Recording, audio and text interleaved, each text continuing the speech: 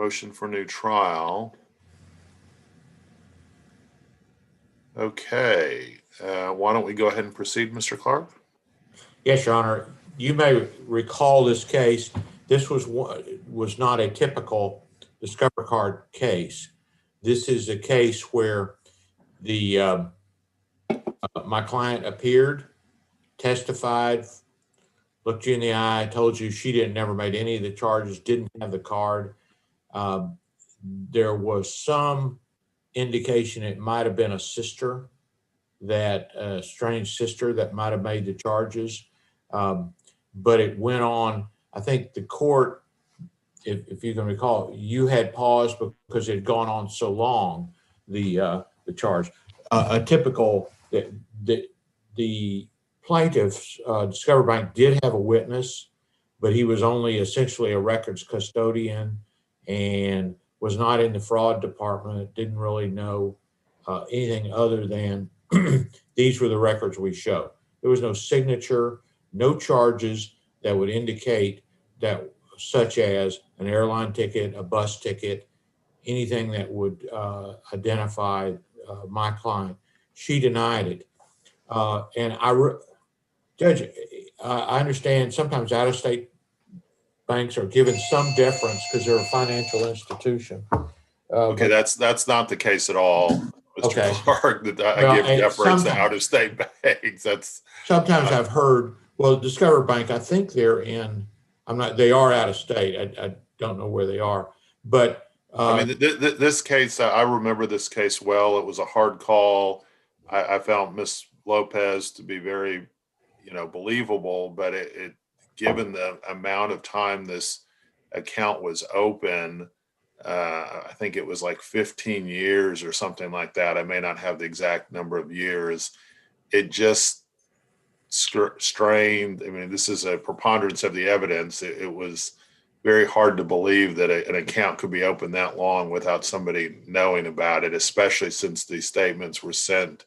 Many of them were sent to her address. And that was the bottom line. It had nothing to do with giving deference to out-of-state banks, which this court does not do. But Judge, all the records, I was going to point out, were prepared by the plaintiff. There were nothing that would show a connection like a estoppel against Ms. Lopez. Nothing that would show. Think of a personal injury case where the person that knew the facts, if there was some, didn't show up.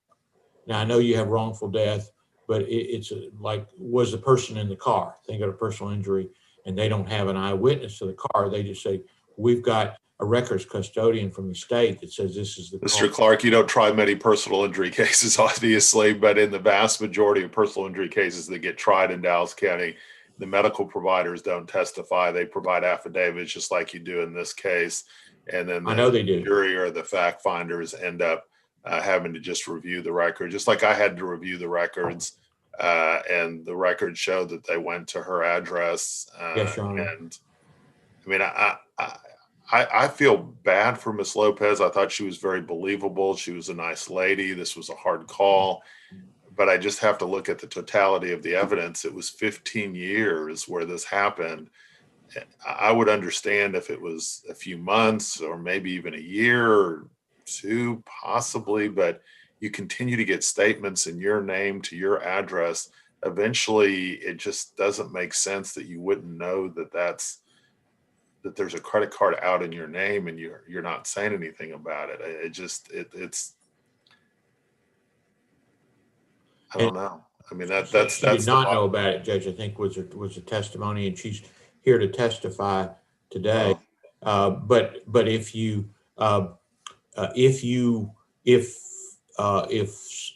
I knew that there was a Robert Clark credit card out there somebody was using, would I be liable if I wasn't using it? And if is knowledge? I mean, if you kept getting statements to your house for 15 years that there was a credit card out in your name, wouldn't you open those and say, why are these being sent to my house? And,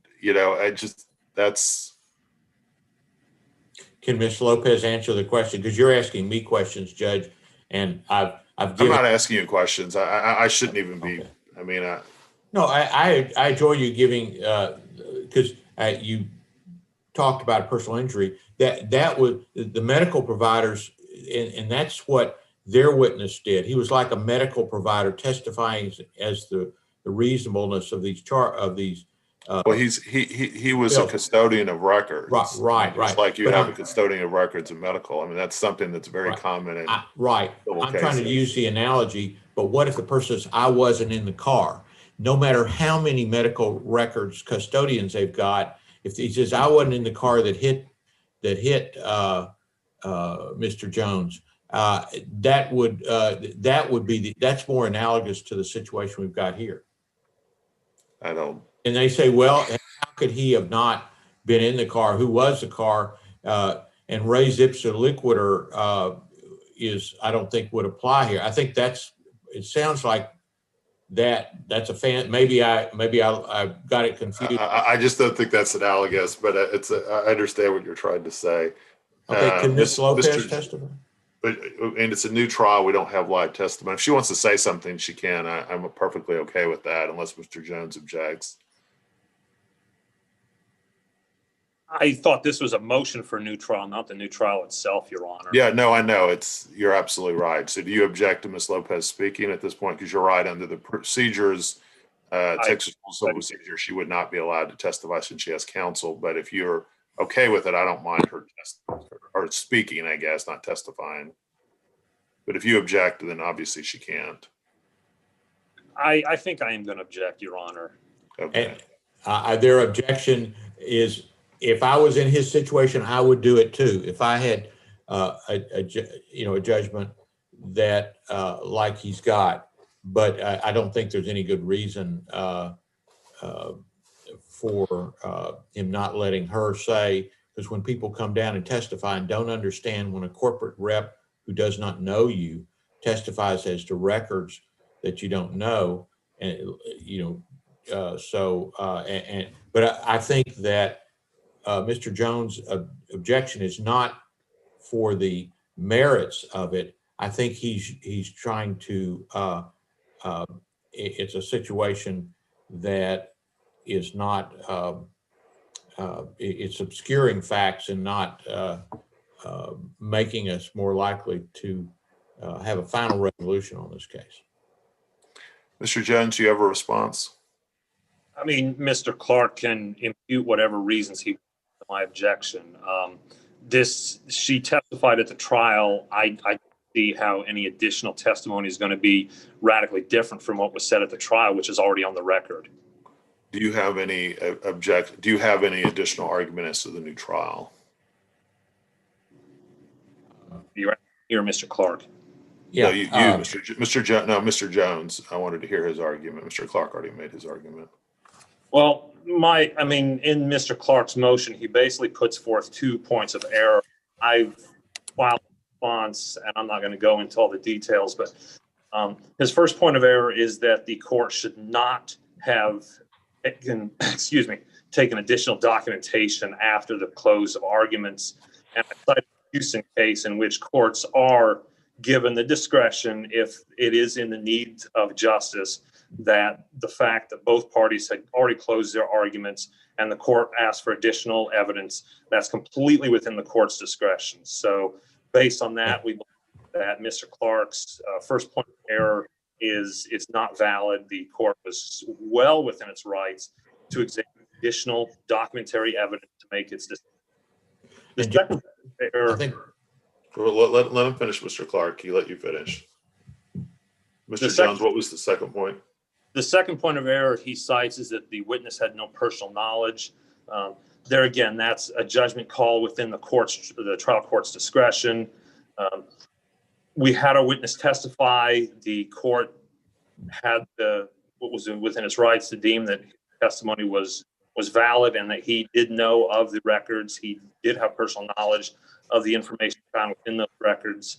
So in both of Mr. Clark's points of error, I believe, and I've cited case law which the court can review, but as far as his motion for new trial, Mr. Clark cites no legal basis for why a new trial would be warranted.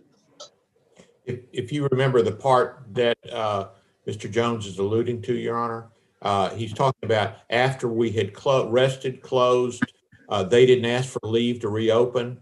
We were in argument, and then they went on, and I don't know if the records custodian testified, and they tried to get new evidence in about how long the account or something had been open. And I think that alone is grounds for a new trial, because we should have been able to have all our case done before the parties rested and closed.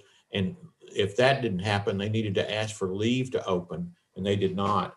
And I think that's where now the court invited that. I will submit that you asked, and I don't have the word. I don't have the transcription of what you said, but you said maybe you said something like anything else, and then No, I was curious to see how long this had been open, because there was some testimony, I think, by your client about, or somebody testified, maybe it wasn't your client, that at some point it came out that this had been going on for quite some time. There was initially an argument, I think, about this was maybe a neighbor who had stolen her paperwork, but that was a long time ago at a different address. And then there continued to be statements sent to different addresses where the plaintiff lived, or the defendant lived, I guess.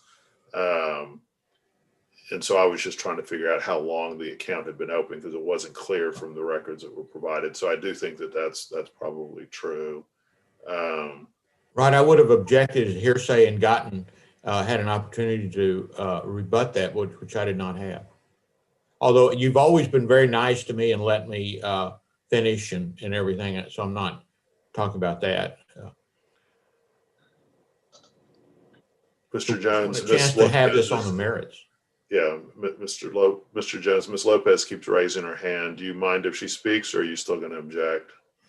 If she wants to speak, I'll let her speak. Ms. Lopez, did you want to say something? Yeah, thank you. Can you guys hear me? Okay. Yes. Okay. Yeah, I have never lived by myself. So if I had always lived by myself, then the mail, I would have had to receive the mail. It doesn't matter if I was just coming after work. I have always had a job, and I have always worked afterwards at Children's Hospital. So sometimes I would get home until 1 or 2 a.m. and then I had to be up early in the morning to be at my other job by 7 a.m. So I have never lived by myself. I have always had other people living with me. My sister has always lived with me. My mother has always lived with me. We had a friend of the family that lived. I have never lived on my own. I have always had 2 jobs until recently. And where do you live? When they wanted us to have like the injection, when they wanted us to have like the COVID vaccine and stuff, and I'm not gonna have that. So, but previous to that, I have always had 2 jobs, or I have worked and gone to school. I just wanted you guys to know that. And how? Remind me, Mr. Clark, and maybe Ms. Lopez can, was there ever any criminal charges brought against her sister for any of the allegations here that she would have stolen Ms. Lopez's identity? No, this is just coming up. I have my credit report. I have always paid my student loans, my mortgage payment. I have 3 credit cards. They're all on time. So this is just recent, where now my credit, it used to be close to 800. And now I think it's like 545. And you work for the city of Dallas now? Yes.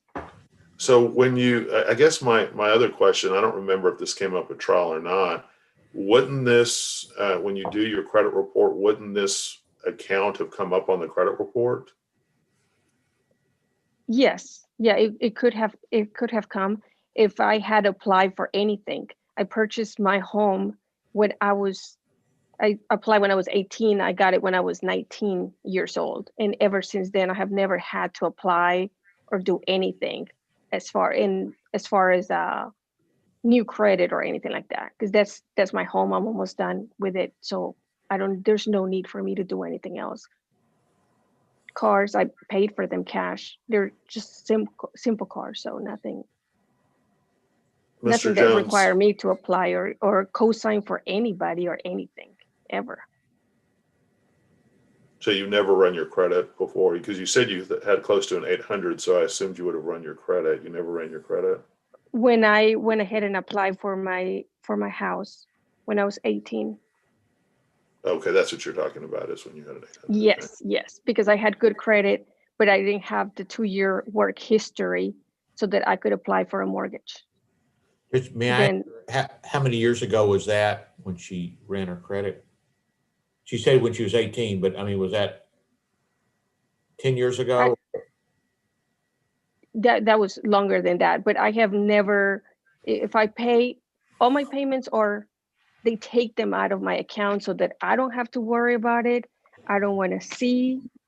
I have other things to worry about. I don't want to ever be preoccupied with the fact that, oh, I missed my payment or something. So this is a surprise.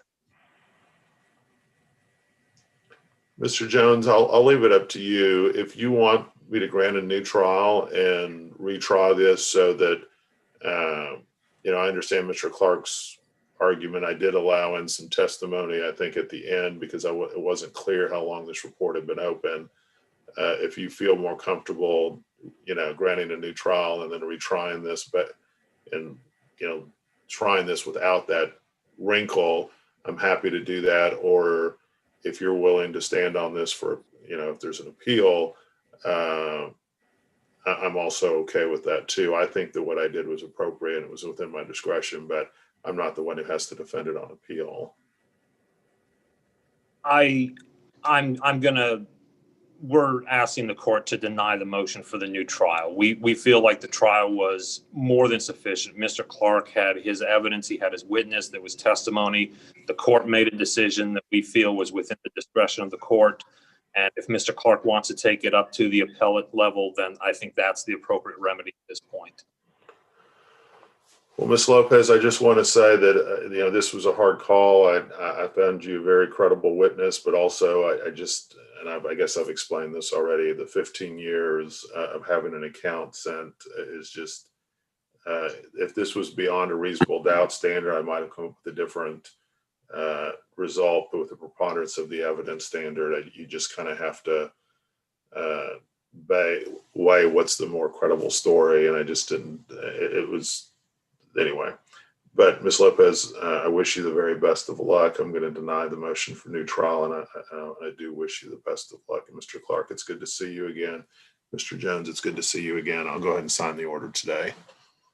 Judge, okay, guys. How do you like my new background? I love it. It looks great. Is that the U.S. Supreme Court? It is. I've been there before. I can move over here. You see the. Yeah, I like it. Where did you get that? I think it was a photo on NPR or something this way. So anyway, it's a lot better than, looking at dirty dishes in my kitchen. So, because I'm in a virtual room, sometimes I get permission from the court to go to the rest. I haven't abandoned the court, the Zoom call, but I've stepped away to get coffee in the real room. The real room. I've just left the virtual room. So we all and maybe I don't know if this case will make it to the U.S. Supreme Court or not. Maybe I'd see. It might be Mr. Jones's first venture into the U.S. Supreme Court. That would be very interesting if this was the case that you ended up taking the Supreme Court, but you just never know. I'm a member of the bar of the Supreme Court, but I'd be happy to sponsor Mr. Jones bar and let him. No, I think he would get one of his supervisors, Mr. Munt, would probably go step in and take the glory. I think. I just know how that office operates. That's funny. All right, guys. You guys be safe, okay? All right. And are these mostly paralegals, except for? No, these are interns. Interns, I meant. Some of them are interns, but the next case, I think, are you guys still needing your motion to compel? Heard Mr. Willard and Ms. Well, I can never say her last name. Monica? Yes, Your Honor. Okay. Okay, I should probably get going. You. It's good to see you guys. Okay. You, Your Honor. Talk to you later. Okay. Bye-bye. I'm just flattered he thought we were interns. Well, I didn't know, or yeah, whatever. I won't even comment. In this day and age, you don't even want to comment. Okay. But right, thank you, Mr. Clark. Everybody. Thank y'all. Okay, we're here on a motion to compel. Let me just pull that up.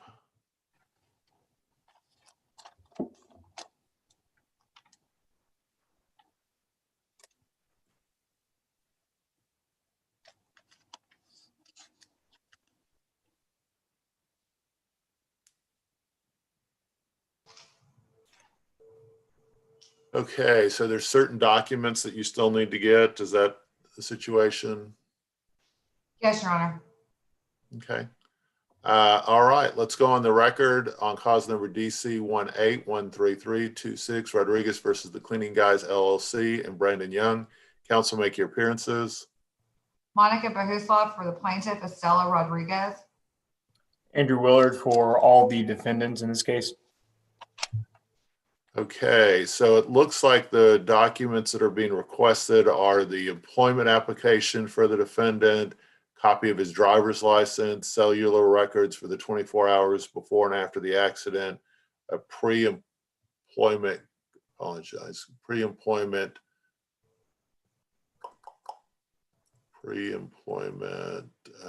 criminal history check and MBR check, pre-employment drug test, a Zora file, it's XORA, load receipt for the load he dropped off on the day of the collision, employee and annual reviews, and training tests from his weekly training sessions. Is that right? So, Your Honor, I think they have produced, I think, what was 44 documents, but there was some double production recently before this hearing. So it's probably 20 something new documents. So what really remains is company cell records, a pre-employment drug test, the Zora program files, the load receipt for the day of the accident, his annual reviews, and the training test for his weekly training session. What was the first thing you said? The company's cell phone records for the day of the accident. Yeah, I'm always going to order that to be produced unless there's something unusual in this case, Mr. Willard. So, Your Honor, the issue is that we deposed the driver back in June of last year. And I've already said I always order that to be produced. I just want to find out from Mr. Willard, was there something unusual about this case? So, Your Honor, there's nothing unusual. The driver, Brandon Young, did testify that he had a company phone. I have gone to the cleaning guys and have asked for those records, and their HR department is telling me that Mr. Young was never issued a company phone, despite what he testified to. So they have no record of him ever having a company cell phone. So any of those records or any phone records would be his own personal records. And as far as I'm being told, he never had a cell phone. That may have been an error in his testimony. So do you represent both him and the company? Yes, I do. Okay. I'm going to order the cell phone records, whether they're company or personal, from the day of the accident. What was the next one you said? the pre-employment drug test that he said he was required to take during his deposition. Response on that? I believe that I produced that in the supplemental production. If that was not in there, I have that record and I can produce it, Your Honor. Okay. What's the next one? The Zora program files for the date of accident. That is basically the GPS dispatch record that he said was on his cell phone from the company, and we're only seeking it for the day of the accident. Response? Your Honor, I'm being told again by cleaning guys that the Zora record from what I understand, the program only saves a certain amount of dates or data. And the initial request, when we asked it, whenever plaintiff requested that information at the beginning of this case, too much time had already elapsed and they were unable to recover that information. It could be the case where one of us could subpoena the company to see if we could get that information, but the cleaning guys is telling me that they have no way of accessing that data. Your Honor, we sent a preservation letter in June of 2018, which would have been sufficient time to preserve that information. If that is the position, we would like something in writing that says that so that we can file the appropriate motion with this court for that information. That it's ordered to be produced, and if it's been destroyed, then and there was a preservation letter, obviously there's a possibility of spoliation instructions at that point. But I don't know if that's true, but and that's not an order, but that's the only order today is just to order that to be produced, and then we'll see from there. What else do we have? We wanted the load receipt for the load he dropped off or was on the way to drop off on the date of the accident. And our response to that is the cleaning guys has told me that there is no load receipt because he was only transporting empty barrels used for cleanup. They do waste cleanup work, and so there wouldn't be a load receipt. That's going to be ordered to be produced if it exists. What else do we have? The employee annual reviews for this employee for the time he was employed. And cleaning guys has been unable to locate any of the reviews. The same thing, order to be produced if it exists. And then the last one is the training test from his weekly training sessions that he said he was given. And we have produced, I believe, a couple training sign-in sheets, and I'm again being told that there are no formal training records because most of the training is done hands-on and there's nothing to fill out other than a couple sign-in sheets. Same thing. What I have has been produced. It's ordered to be produced if it exists. Anything else, guys? That's it. Nothing for me. Monica, I apologize about using your first name. How again do you say your last name? Bohuslav. So Bohuslav. Like, who are you and Slav? Okay, Bohuslav, Miss Bohuslav. If you could just draft an order that conforms with my rulings today, because I think that if there was an order before, it wouldn't have been this specific. So you could draft one, provide it to the other side, and make sure that you send it both to my court coordinator and e-file it after you've shared it with the other side. Sure thing. Thank you, Your Honor. You guys be safe. I do have one question. Are we going? Is there going to be a time limit as far as? It's a great question. 14 days, does that work? I think your trial setting is not until July, correct? That's correct. 14 days should be good. Thank you. Thank you, Your Honor. Thank you, guys. I think we have another hearing at 11. Is anyone here for the 11 o'clock hearing? I'm here, Your Honor, Sharon Campbell for the party respondent, I guess you'd say. Is the other side going to show up? I would expect him to. Let's see. It's a motion to transfer venue.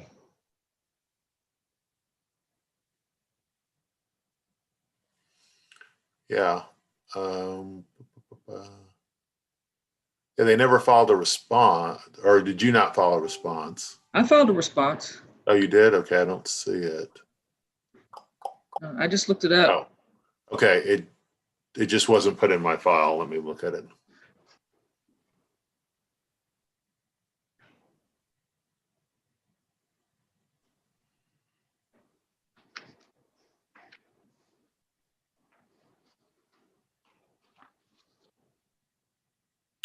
You want to call your opposing counsel and just see if they're coming, or?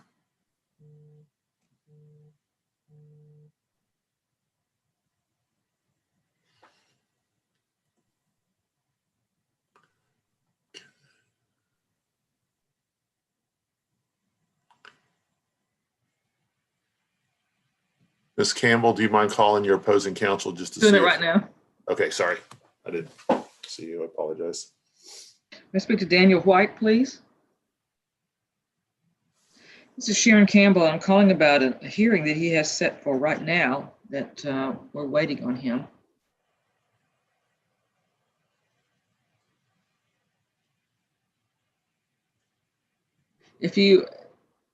It was sent by Rhonda Pinson. If you'll Google Rhonda Pinson, it should come up in his email.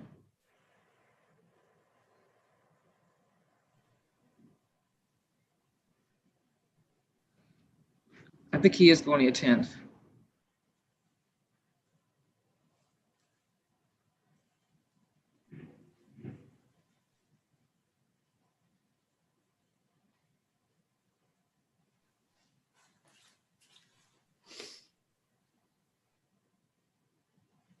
Pinson. And it was sent before New Year's, between Christmas and New Year's, so she sent it out early.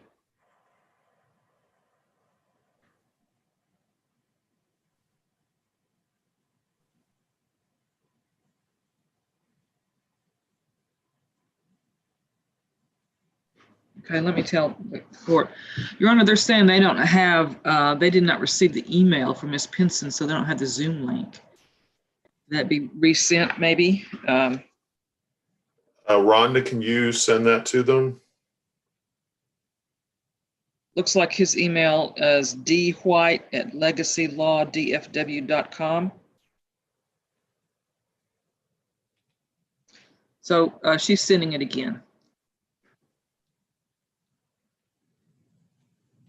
Okay, thank you. I'll welcome.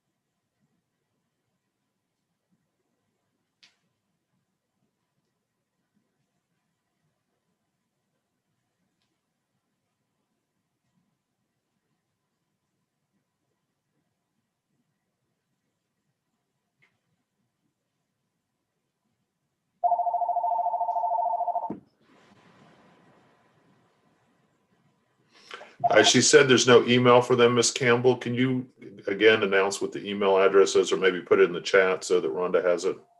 It's dwight, DWHITE, lowercase, at legacylawdfw.com.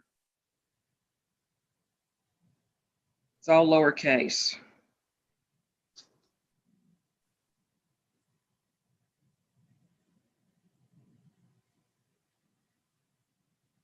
Okay.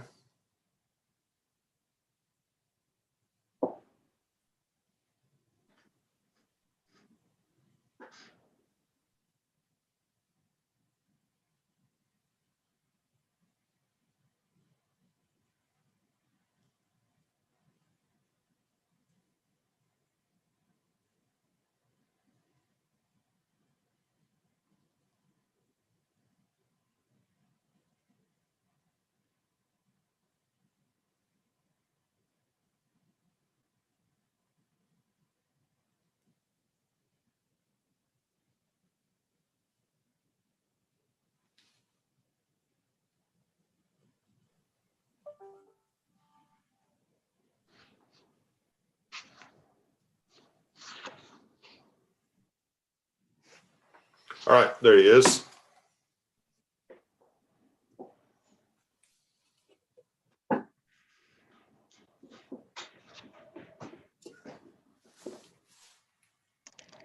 Good morning, Judge. Good morning. Let me get off video. Okay.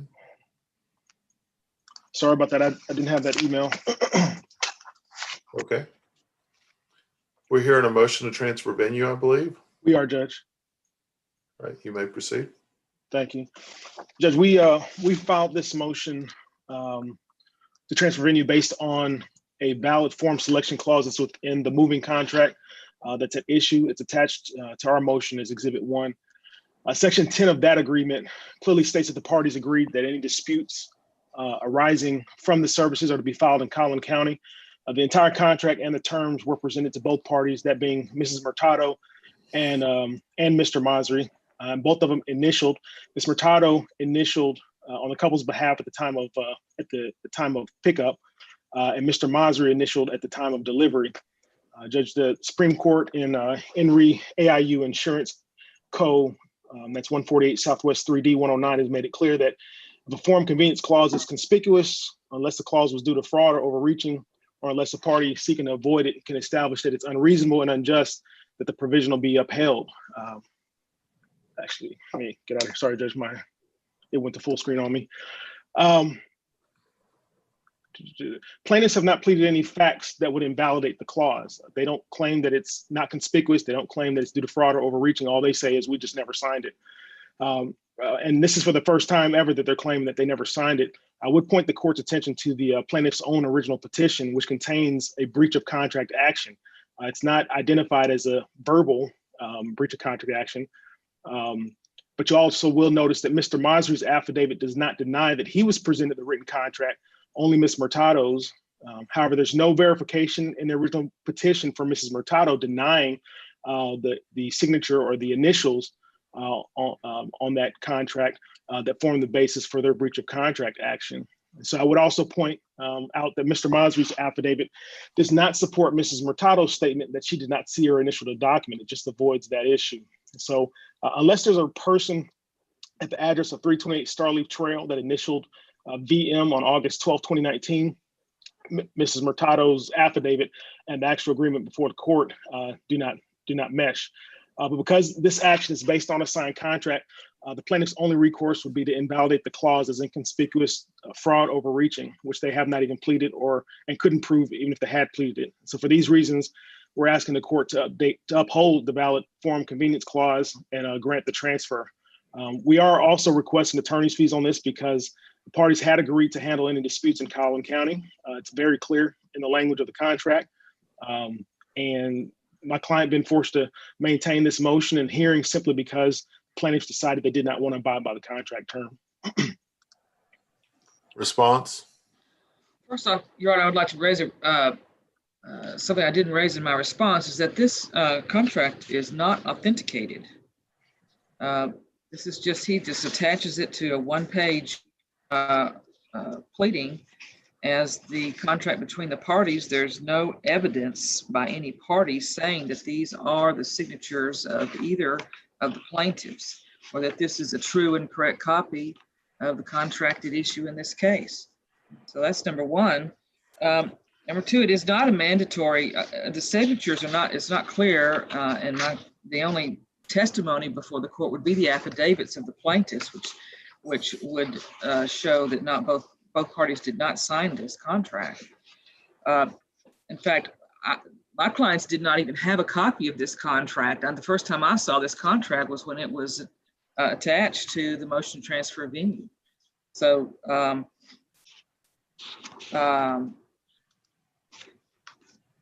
there's case law that I cite, the Velasco versus Texas Kenworth Company, that says, this falls into the general rule for venue, and that the plaintiff has the option of seeking or selecting the venue. One or more may be proper, and the plaintiff has the right to select that. If it's not authenticated, it's not signed by both the plaintiffs. Many of the actions complained of took place in Dallas County. The property, this is a moving dispute, and the property was picked up at the home that the plaintiffs resided in at the time in Garland, which is in Dallas County. That's where the agreement was entered into. That's where a substantial amount of the conduct took place in the loading up of property. And so venue is proper in Dallas County.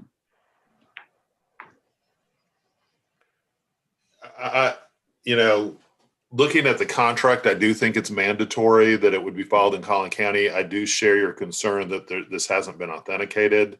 And so, Mr. White, how do you deal with the issue of authentication?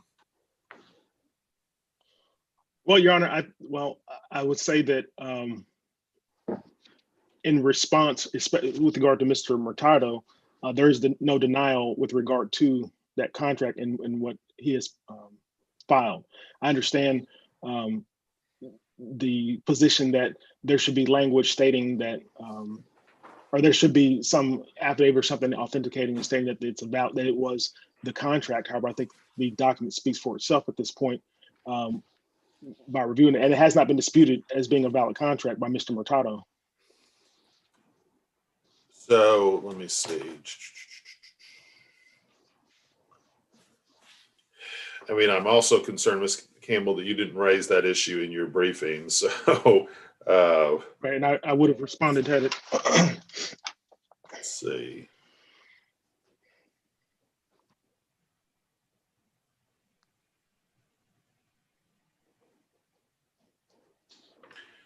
So I'm just looking at O'Connor's. I have the 2019 O'Connor's here at the house.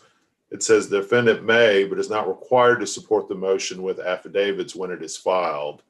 The question of proper venue is raised by simply objecting the plaintiff's choice of venue through a motion to transfer venue. But once the plaintiff responds to the motion and denies the venue facts, the defendant must provide proof as required by 87.3.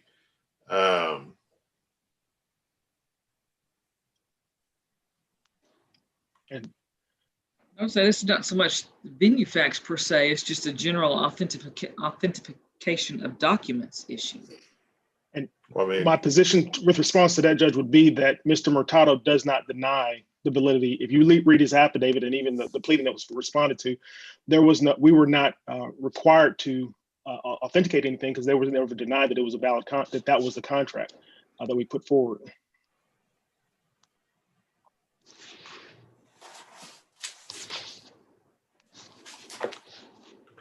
let me just say this. Let's kind of talk about two issues. One is, you know, ultimately, let's assume that Mr. White would have to refile this and file an amended motion.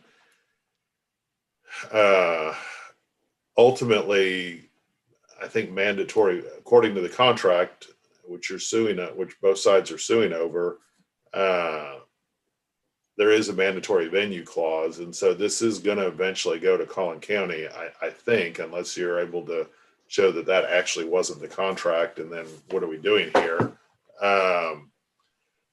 Or if you're able to provide an alternate contract that says, hey, this is the contract we were under, and therefore, you know what I mean? And so I feel like on a small case like this, maybe you guys should just agree to transfer this to Collin and not fight over it. But I don't know what your thoughts are on that, Ms. Campbell. Judge, we had agreed, I think at the very beginning, I received an email from counsel that, okay, let's go ahead and transfer venue. And then later on, we received a message saying, actually, we're going to contest venue. So I think we had gone through that process, which is why we're requesting the fees. What I would say, go ahead. I looked at the contract and I did see that, and as I said, it was the first time we'd seen it. My client had not seen this. So whatever happened with the contract, they were not provided a copy of it after it was supposedly executed. I'm not going to concede execution at this point, but it was after consulting with my client that I withdrew the permission because I guess my point is that one other point I would make, I guess, is that if you agree to the transfer, I'm not going to award attorney's fees against you because you just learned about this, and but if you're going to fight it and make him file a new motion and get it corrected, which I'm not sure is really required, but in an abundance of caution, I may require, it's much more likely that I would award attorney's fees if it turns out this is the contract and there's a mandatory venue and you're continuing to fight it. I wasn't aware that attorney's fees could even be awarded in a venue motion. I think they can be, but let me double check. I believe it's specific when it is an agreed form convenience clause in a contract.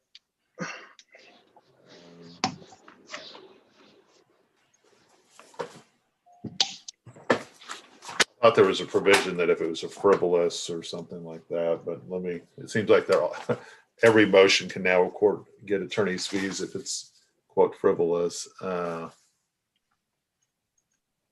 see.